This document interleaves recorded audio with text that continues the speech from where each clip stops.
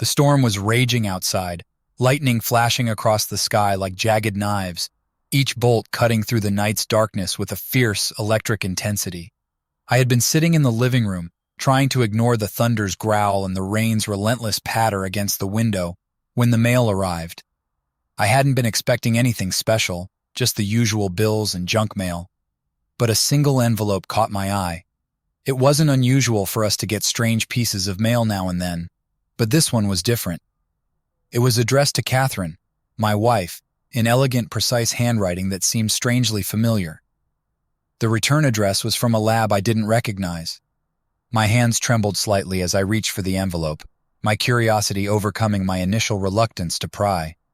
As I tore it open, the contents fell out onto my lap. A small, unassuming piece of paper was revealed, a paternity test result. My heart skipped a beat.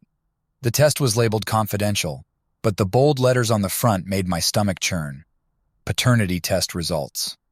I could barely comprehend the words as I skimmed over them, but one thing was clear. The test was for a child. The name that was listed as the potential father wasn't mine. The paper seemed to blur as my vision fogged up with shock. I tried to make sense of what I was seeing, but my mind was reeling. The storm outside mirrored the chaos inside me. The wind howled, shaking the windows as if trying to break in and share my horror. I could hardly breathe, each breath coming out in shallow, ragged gasps. My thoughts raced, colliding with each other in a frantic attempt to make sense of this intrusion into our lives. I had to confront Catherine. The gravity of what I had just discovered sank in, and I knew that this was more than just a misunderstanding.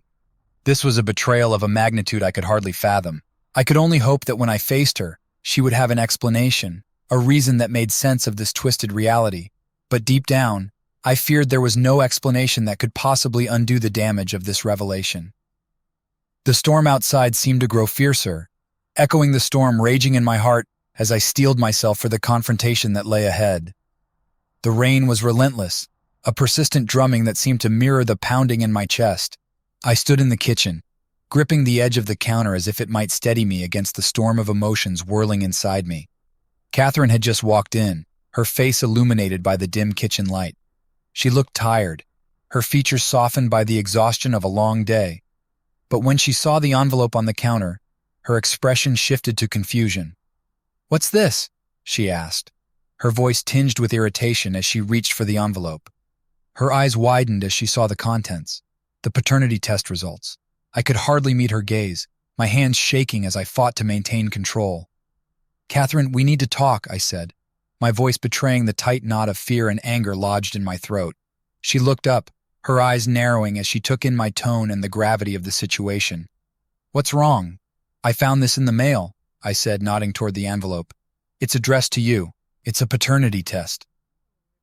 Her face drained of color and she took a step back, her hand clutching the envelope as if it might shield her from the inevitable confrontation. I didn't know how to tell you," she stammered. "There's something I need to explain." "Explain?" I repeated, my voice sharp with disbelief. "How do you explain something like this?" "Catherine, the test results show that the child you're carrying isn't mine. It's from someone else." The silence that followed was heavy and suffocating. Catherine's eyes filled with tears, and she tried to speak, but the words seemed to catch in her throat. Finally, she let out a shaky breath and began to speak, her voice breaking. "I've been having an affair," she admitted, her gaze dropping to the floor. "For the past year, I've been seeing someone else. I'm sorry. I didn't know how to tell you." The shock of her admission hit me like a physical blow. I staggered back, my mind racing to process the magnitude of her betrayal. "Who is he?" I demanded, my voice hoarse. Catherine hesitated, her tears flowing freely now.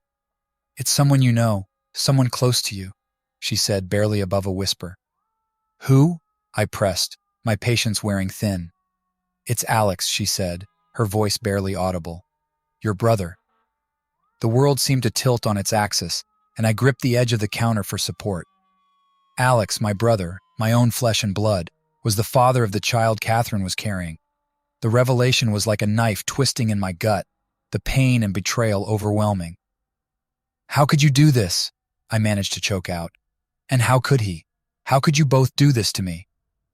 Catherine's sobs filled the room, but they did little to ease the torrent of anger and hurt raging inside me. The trust I had placed in both her and my brother had been shattered beyond repair. I felt adrift, betrayed not only by my wife, but by my own family. "I never meant to hurt you," Catherine said, her voice breaking with remorse. I thought I could keep it a secret. I was wrong. I'm so sorry." I didn't respond, unable to find the words. The room seemed to spin around me as I struggled to process the depth of the betrayal. All I could think about was the life I thought I had, now irreparably broken. The silence that followed Catherine's confession was thick and suffocating, broken only by the sound of the rain pounding against the windows. I stood in the kitchen, feeling as though the floor had been ripped out from beneath me. Alex, my brother, was the father of the child Catherine was carrying. The realization hit me like a freight train, and I could hardly think straight. "I need to see him," I said finally, my voice cold and steady despite the storm of emotions swirling within me. "I need to hear this from him." Catherine nodded, her face pale and tear-streaked. "I'll call him," she said, her voice trembling. She picked up her phone and dialed Alex's number, her hand shaking as she held it to her ear. I watched as she spoke to him, her words barely audible. Alex arrived an hour later, the tension in the house almost palpable. He walked in, his face a mask of guilt and apprehension. When he saw me, his expression shifted to one of anguish and regret. He seemed to understand the gravity of the situation far too well. "Hey man," Alex said quietly, his voice laden with sorrow. I'm sorry, I didn't know how to—" "Save it," I cut him off, my voice sharp. "I don't want to hear any excuses, just tell me why." Alex sighed deeply, running a hand through his hair. "It started out as a mistake," he said, his voice cracking. "I didn't mean for things to get so complicated. Catherine and we started seeing each other and it spiraled out of control. I didn't think it would come to this." I could barely contain my rage. "You didn't think?" I snapped. "You didn't think about how this would affect me? About the fact that you were betraying your own brother?" Alex looked down, unable to meet my gaze. "I know," he said. "I'm sorry. I should have stopped it before it got this far." The weight of his words hung heavy in the air. The betrayal was not just from Catherine, but from Alex, the one person who was supposed to be my ally, my confidant. The trust I had placed in him was shattered, and I couldn't see a way to repair it. "You know, Alex," I said, my voice breaking, "I thought we were family. I thought we were supposed to look out for each other. And now you've taken everything that mattered to me and thrown it all away." Alex's eyes were filled with remorse, but his words did little to soothe the pain. "I'm truly sorry. I know there's nothing I can say to make this right, but I hope you can find it in your heart to eventually forgive me." Forgiveness seemed like a distant dream, a concept so far removed from the agony I was feeling. The reality was that nothing would ever be the same. My relationship with Catherine was beyond repair, and my bond with Alex had been irreparably damaged. As Alex left the house, I felt a profound sense of loss. The family and life I had once known were now tainted by betrayal and heartbreak. Catherine and I were left in the wreckage of what had once been a stable, loving relationship, and I had no idea how to move forward from this shattered reality. In the days that followed, the house felt emptier than ever. The walls seemed to close in on me, amplifying the silence that now permeated every room. Catherine and I had barely spoken since the confrontation, and the conversations we did have were strained and laden with unspoken pain.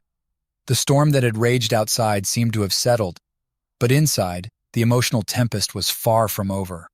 I spent most of my time alone, grappling with the aftermath of the revelation.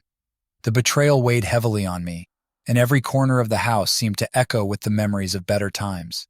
I found myself pacing through the rooms, unable to focus on anything, unable to find solace in the familiar surroundings that now felt alien. One evening, I sat at the kitchen table, staring at the paternity test results that I had laid out before me. The paper seemed to mock me, a tangible reminder of the lies and deceit that had upended my life. I ran my fingers over the edge of the envelope, still unable to comprehend the full scope of what had happened. Catherine walked in, her face drawn and weary. She hesitated at the threshold, as if unsure whether to approach or retreat. "Can we talk?" she asked quietly. I nodded, too exhausted to argue. "Sit down," I said, gesturing to the chair across from me. She took a seat, her gaze shifting nervously. "I know I don't have the right to ask this, but I want to explain more. I need you to understand why it happened. I leaned forward, my expression a mix of anger and resignation. I don't think there's anything you can say that will make me understand or forgive what's happened, Catherine. She nodded, tears welling in her eyes. I know. But I owe you an explanation. The affair. It wasn't just about physical attraction. It was more about how I felt emotionally. I felt like we were drifting apart, like you didn't see me anymore. Alex was there, and he made me feel valued, seen. Her words were like a knife twisting in the wound. So this was about feeling valued? I said bitterly. You didn't think that betraying me, your husband, would have any consequences? I didn't think clearly, she admitted, her voice trembling. I was selfish and made a terrible mistake. I never wanted to hurt you, but I let things spiral out of control. I sat back, my head spinning with a mix of emotions. And now? What happens now? What's next for us? Catherine's shoulders slumped and she looked down at her hands. I don't know.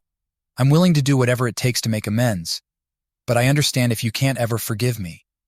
I just want you to know that I'm sorry, and I'll always be here to support the child, even if that means stepping away from our marriage.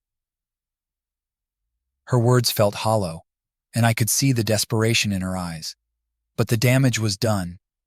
The trust we had once shared was gone, replaced by a chasm of betrayal and hurt that seemed impossible to bridge. I need time, I said, my voice barely above a whisper. I need time to figure out what to do next. I can't make any decisions right now. Catherine nodded, tears spilling down her cheeks. I understand, she said. Take all the time you need. I'll be here if you want to talk or need anything. As she left the room, I was left alone with my thoughts. The emotional wreckage was overwhelming, and the future seemed uncertain. I had to find a way to rebuild my life, but I didn't know where to start. The betrayal had shattered my sense of security and trust, and I was left to pick up the pieces of a life that had been irrevocably changed. The days turned into weeks, each one blending into the next as I struggled to come to terms with the new reality. The house, once a sanctuary, now felt like a prison. I found it hard to focus on anything beyond the constant ache of betrayal and confusion. The pain was so pervasive that it was difficult to imagine life beyond the present turmoil. One afternoon, I received a call from a lawyer's office. The message was brief. A meeting was scheduled to discuss the legal aspects of our impending divorce and the division of assets. I had been putting off dealing with these matters, hoping that somehow things might improve, but it was clear that I needed to face the inevitable. When the day of the meeting arrived, I drove to the lawyer's office with a heavy heart. The ride was a blur, my thoughts consumed by the recent revelations. I parked and walked into the building, feeling a sense of numbness settle over me. Inside the office, the lawyer greeted me with a somber expression. Mr. Reynolds, thank you for coming, she said, extending her hand. I understand this is a difficult time for you. I shook her hand, my mind racing with questions. Yes, thank you for seeing me. I suppose we should get started. She nodded and led me to her office, where we sat down at a large desk covered with documents. First, let's review the assets and liabilities that need to be addressed, she said, opening a file. We'll need to determine how to divide everything fairly. As we went through the paperwork, my mind wandered to the child Catherine was carrying. The realization that my brother was the father added another layer of complexity to the already painful situation. How would this impact everything moving forward? How could I reconcile the fact that the child was both my niece or nephew and a product of a betrayal that had rocked my world? The lawyer continued to discuss various legal aspects, but I found it hard to concentrate. The emotional weight of the situation made it difficult to focus on practical matters. What about custody of the child? I asked, my voice heavy with the strain of the past few weeks. That's a significant issue, the lawyer said. Given the circumstances, it will be important to address this carefully. You may need to consider the child's best interests and what arrangements are in place for their future. The discussion on custody brought back painful memories of Catherine and Alex. The thought of dealing with them in a legal capacity was daunting, but it was clear that I needed to face these issues head-on. I took a deep breath and nodded, resolving to navigate this painful process with as much dignity as I could muster. After the meeting, I walked back to my car, feeling a mix of exhaustion and resignation. The legal proceedings were only one part of the journey ahead, and the emotional healing seemed like a distant goal. I knew I needed to confront Catherine again, but this time it was about more than just understanding her betrayal. It was about deciding the future. When I returned home, Catherine was waiting for me. Her eyes were red, and she looked as though she had been crying. "How did it go?" she asked softly, her voice filled with apprehension. "It went," I said, trying to keep my tone neutral. "There's a lot to sort out, but we're moving forward." Catherine nodded, her shoulders slumping. "I know this is hard for you, and I'm truly sorry for everything. I want to do what's best for everyone, including the child. If there's anything I can do to make this easier, please let me know." Her words were laced with sincerity, but they did little to ease the turmoil inside me. The process of untangling our lives had just begun, and the road ahead was fraught with emotional and legal challenges. As I looked at her, I knew that despite the pain, we had to find a way to navigate this new reality and figure out how to move forward with our lives, no matter how difficult it might be. The days grew colder as autumn settled in, mirroring the chill that had taken residence in my heart. The reality of the situation was setting in, and the weight of betrayal felt heavier with each passing day. The house, once a warm and welcoming home, now felt like a cavern of cold, echoing with memories of a past that seemed so distant now. One evening, as I was going through some old family photographs, trying to find a shred of normalcy in the midst of chaos, I stumbled across a photo album that had been tucked away on a high shelf. I hadn't looked at these pictures in years, but I felt a compulsion to revisit them. The photos were filled with snapshots of happier times, Catherine and I at various family gatherings, smiling faces, and moments of genuine happiness. As I turned the pages, each image felt like a painful reminder of what had been lost. I paused on a picture of Alex and me at a family barbecue, our arms around each other, smiling broadly. It was a stark contrast to the situation we now faced. The memory of that day was bittersweet, overshadowed by the betrayal that had unfolded. The sound of the doorbell startled me, pulling me from my thoughts. I went to answer it, and there stood Alex, his face etched with deep lines of remorse and anxiety. "Can I come in?" he asked, his voice tentative. I hesitated, torn between the urge to slam the door in his face and the desire to hear what he had to say. Finally, I stepped aside, allowing him to enter. We moved to the living room, and he took a seat on the edge of the couch, his posture rigid and uneasy. "Thanks for seeing me," Alex said, his eyes scanning the room, taking in the photographs on the walls and the memories they represented. "I know it's been rough, and I wanted to talk to you, to try and make amends." I sat down opposite him, my gaze fixed on his face. "Make amends? Is that even possible after everything that's happened?" I asked, my voice tinged with bitterness. "What could you possibly say that would make any difference now?" Alex took a deep breath, his hands clasped tightly together. "I know I can't undo the past or fix what's been broken, but I wanted to apologize. I wanted to explain why things happened the way they did." I leaned forward, my patience wearing thin. "You've had plenty of time to explain, Alex, but go ahead. What's your excuse this time?" He looked down, his eyes filled with a mixture of regret and sorrow. "It started slowly. Catherine and I. We had this connection, something that felt real and intense. I thought I could handle it, that it wouldn't affect our family. But it did, and I was wrong. I got caught up in something I should never have been involved in." "Caught up?" I echoed, my voice rising in frustration. This wasn't just some fleeting mistake. This was a deliberate betrayal, not just to me, but to our entire family. Alex's shoulders slumped. "I know, and I'm sorry. I never meant for things to end up like this. I was selfish and foolish. I let my own desires blind me to the consequences." The room was filled with a heavy silence, and I could see the pain in Alex's eyes, but no amount of remorse could erase the betrayal. "Do you even understand the full impact of what you've done?" I asked, my voice cracking. "The trust that's been shattered? The relationships that have been destroyed?" Alex nodded, tears welling in his eyes. "I do, and I'm sorry for causing all this pain. I want to make things right, but I know that's probably impossible." As we sat in the living room, surrounded by the remnants of a life that had once been filled with love and trust, I struggled to come to terms with the depth of the betrayal. The emotional scars were deep, and the path to healing seemed daunting. "I don't know how to move forward from here," I said quietly. "I don't know if I can ever forgive you, or if I can ever trust you again." Alex's expression was one of profound sadness. "I understand. I know it's going to take time if it ever happens at all. I just hope that eventually you can find it in yourself to forgive me." As he left, I was left alone with my thoughts. The betrayal had left a gaping wound that seemed impossible to heal. The future felt uncertain, and the road ahead was filled with challenges. I had to find a way to navigate this new reality, but the emotional weight of the situation made it feel like an insurmountable task. The journey to rebuild my life and find peace was just beginning, and the path was fraught with pain and uncertainty. In the weeks following Alex's visit, life felt like an endless cycle of negotiations and emotional turmoil. Each day was a battle between trying to maintain some semblance of normalcy and grappling with the deep sense of betrayal that had become a constant companion. Catherine and I continued to navigate the legal and emotional complexities of our situation.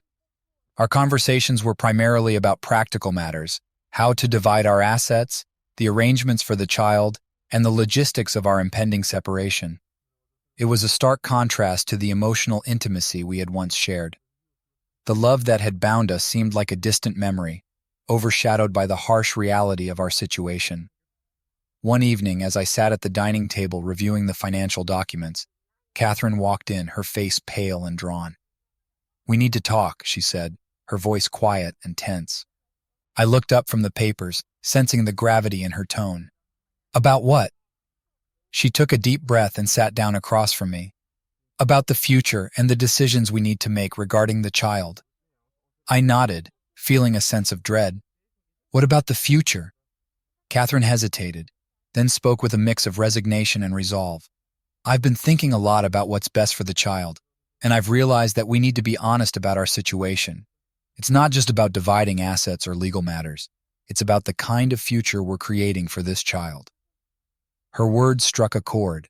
The idea of bringing a child into this fractured situation felt both heartbreaking and overwhelming. "What are you suggesting?" I asked, trying to keep my voice steady. "I think it's important for us to establish a clear plan," Catherine said. "We need to make sure the child's needs are met, regardless of what happens between us. I want to ensure that this child has a stable environment and that we both take responsibility." I looked at her, feeling a pang of sadness. I agree that the child's well-being should be our priority, but how do we do that given everything that's happened? Catherine reached across the table and took my hand. "We need to work together, even if it's difficult. We need to set aside our personal grievances and focus on what's best for the child. I know it's hard, but this is about more than just us." Her gesture was a small sign of the connection we once had, but it felt distant and strained. "I understand what you're saying," I said, pulling my hand away. "But I still need to process everything. The betrayal, the loss. It's all still very raw." "I know," Catherine said softly. "I'm still struggling with it too. But we have to be strong for the child. We have to show that we can put aside our differences for their sake." The conversation left me feeling emotionally drained. I knew Catherine was right. We had to think about the future. But the weight of the betrayal made it hard to focus on anything beyond the immediate pain. In the days that followed, I began to take practical steps towards separating our lives. I moved my personal belongings into a spare room, began the process of closing joint accounts, and started to consult with legal advisors about the division of our assets. Each action felt like a step further away from the life I had once known. One afternoon, as I was going through some old boxes in the attic, I found a box labeled Memories. Inside were old letters, keepsakes, and mementos from happier times. I pulled out a letter from Catherine that she had written to me on our anniversary years ago. It was filled with love and promises for the future, and reading it brought a fresh wave of pain. I sat on the attic floor, clutching the letter, feeling a profound sense of loss. The dreams we had once shared seemed so distant now, replaced by a reality that was both harsh and unforgiving. The future seemed uncertain, and the emotional scars from the betrayal were still very much present. As I stared at the letter, I realized that I needed to find a way to move forward, even if it meant accepting that the past could never be fully reclaimed. The journey ahead would be long and challenging, but I had to navigate it with as much strength and grace as I could muster. The decision to move forward was not just about legalities and logistics. It was about coming to terms with the emotional fallout and finding a way to rebuild my life. It was a bitter realization, but one that was necessary for my own healing and for the future of the child that Catherine and I would both have to support. As autumn progressed, the cold set in, and the emotional chill that had settled over me seemed to deepen with each passing day. The process of separating our lives was well underway, and every step forward felt like a step away from everything that once defined my sense of stability and happiness. Catherine and I continued to communicate primarily through our lawyers, which made the situation feel even more impersonal and detached. One Saturday morning, I was in the midst of packing up the last of my belongings from our shared bedroom when I received an unexpected visit. The doorbell rang, and when I opened it, I was met with the sight of Alex standing there holding a small box. "Hey, can I come in?" he asked, his face showing a mix of apprehension and determination. I hesitated, unsure if I was ready to face him again. But the sight of the box, something tangible and personal, made me nod and step aside. Alex entered and looked around the room, taking in the boxes and the disarray. "I didn't realize you were still packing," he said, his voice quiet. "I thought maybe we could talk." I motioned for him to sit on the edge of the bed, and he placed the box between us. "What's this?" I asked, my curiosity piqued. "It's something I wanted to give you," Alex said. "It's not much, but I thought it might help us close this chapter."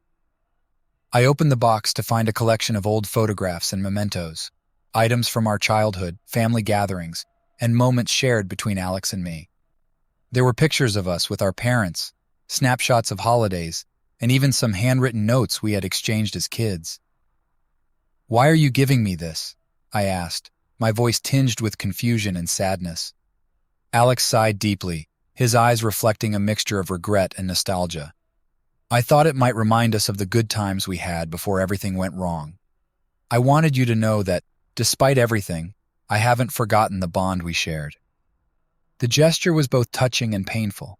Seeing those memories brought back a flood of emotions, fondness for the times we had shared, and profound sorrow for how things had deteriorated. "I appreciate the gesture," I said, trying to keep my voice steady. "But it doesn't change what's happened. It doesn't undo the betrayal." Alex nodded, his shoulders slumping. "I know, and I'm not expecting it to. I just wanted you to know that I'm deeply sorry for everything. I've messed up, and I've lost something precious." We sat in silence, the weight of the past hanging heavy in the air. The photographs and mementos were a stark reminder of what had been lost: innocence, trust, and the bond that had once been strong.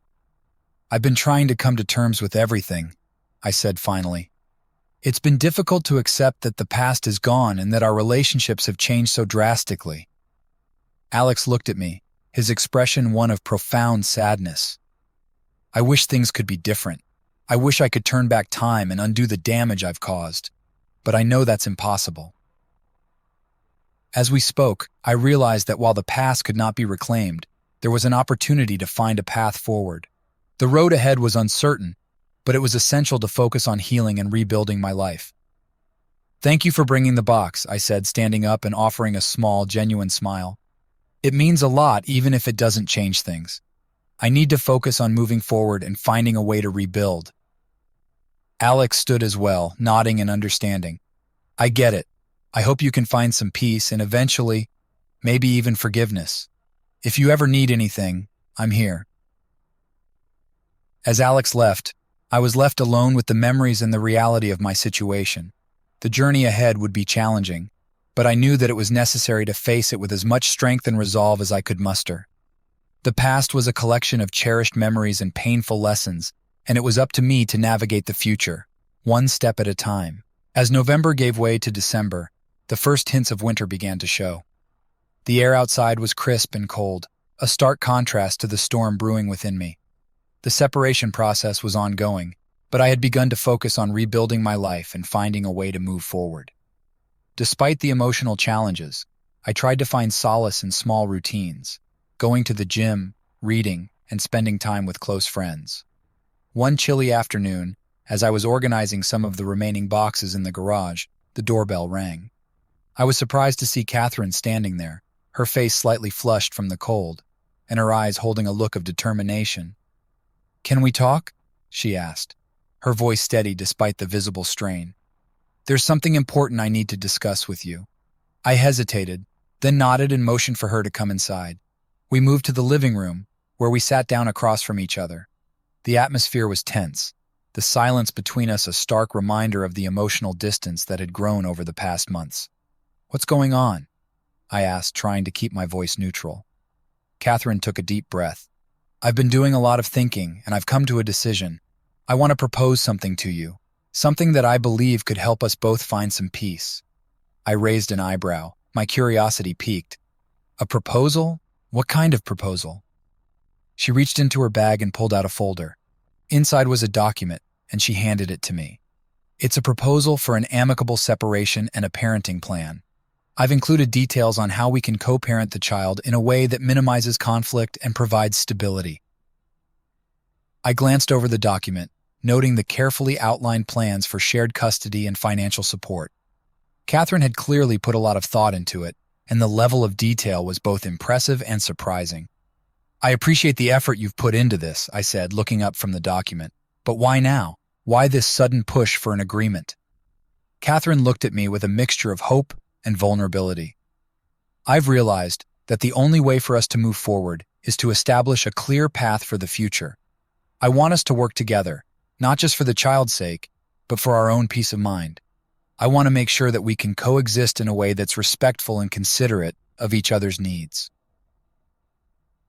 Her words resonated with me, but there was a lingering sense of skepticism. "And what about everything that's happened? The betrayal, the hurt? It's all still very fresh." "I know," Catherine said softly, "but I believe that by focusing on a concrete plan for the future, we can start to heal. It's not about forgetting the past, but about finding a way to navigate it with dignity and respect." I studied the document again, noting the thoughtful provisions for the child's well-being and the attempts to address our financial and emotional needs. The proposal was more than just a legal agreement. It was an attempt to rebuild some form of order and stability. "Okay," I said finally. "I'll review this more thoroughly. I need to think about it and discuss it with my lawyer. But I appreciate that you're trying to make things easier." Catherine nodded, relief evident in her expression. "Thank you. I hope we can find a way to make this work." As she left, I was left alone with my thoughts. The proposal was a step towards a new reality, a reality where Catherine and I would have to coexist as co-parents rather than partners. The path to healing was still uncertain, but the effort to create a clear plan provided a glimmer of hope. The next few weeks were filled with meetings with my lawyer and careful consideration of the proposal. It was clear that while the emotional wounds would take time to heal, the practical steps we took now would set the stage for our future interactions. Navigating the complexities of our new relationship was daunting, but I resolved to approach it with as much patience and grace as I could. The journey ahead would be challenging, but the steps we took now were crucial for building a foundation of stability and respect, both for the child and for ourselves. As the new year approached, the air was filled with a mix of hope and apprehension. The process of untangling our lives was nearing its end, and the focus had shifted from the immediate pain of betrayal to the future that lay ahead. Catherine and I had reached an agreement on the separation and the parenting plan, and while the past could not be changed, the new year offered a chance to begin anew. The day before New Year's Eve, I sat in my new apartment, a modest but comfortable space that I had recently moved into. The room was still sparsely furnished, with a few personal touches to make it feel like home. I was working on sorting through some old photos and mementos, trying to find a sense of closure and acceptance. My phone buzzed and I saw a text from Catherine. "I hope you're doing okay. I wanted to thank you again for working with me on the plan. I hope we can start this new chapter with some semblance of peace." I stared at the message for a moment, reflecting on the tumultuous journey we had been through. I typed a reply. "Thank you. I'm trying to focus on moving forward. I hope we can both find a way to heal and start fresh." As I put my phone down, there was a knock at the door. To my surprise, Alex was standing there, holding a small gift-wrapped box. "Hey," he said, looking both nervous and hopeful. "I know things are still rough, but I wanted to give you something for the new year." I gestured for him to come in, and we moved to the living room. Alex handed me the box, and I opened it to find a framed photo of the two of us from years ago, a snapshot of a simpler time, filled with laughter and camaraderie. "I thought you might like this," Alex said. "It's a reminder of better times, and I wanted to give it to you as a gesture of goodwill." I looked at the photo, feeling a wave of nostalgia and sadness. "Thank you, Alex. It means a lot, even though things have changed so much." Alex nodded, his expression somber. "I'm truly sorry for everything that's happened. I hope you can find some peace and that we can all move forward with a sense of understanding and respect." We shared a moment of silence, the weight of the past still lingering, but tempered by a sense of resolution. It was a small gesture, but it represented a step toward healing and acceptance. As the evening approached, I prepared to celebrate New Year's Eve alone. I had planned a quiet night of reflection and contemplation. I made myself a simple meal, poured a glass of wine, and sat by the window, watching the city lights twinkle against the dark sky. As the clock struck midnight, I raised my glass in a toast to the new year. It was a moment of both reflection and anticipation. The past year had been filled with pain and upheaval, but it was also a year of growth and resilience. The challenges I had faced had made me stronger, and I was determined to approach the future with a renewed sense of hope. The following morning, I received a call from Catherine. "Happy New Year," she said, her voice gentle. "I wanted to wish you well and let you know that I'm hopeful for what lies ahead." "Happy New Year," I replied. "I'm hopeful too. Let's make this year about moving forward and finding peace." As we spoke, I felt a sense of closure begin to take shape. The past year had been marked by betrayal and heartbreak, but it had also been a period of profound personal growth. The path to healing was still ongoing, but the new year represented a chance to build a new beginning. The road ahead would be challenging, filled with moments of reflection and adjustment.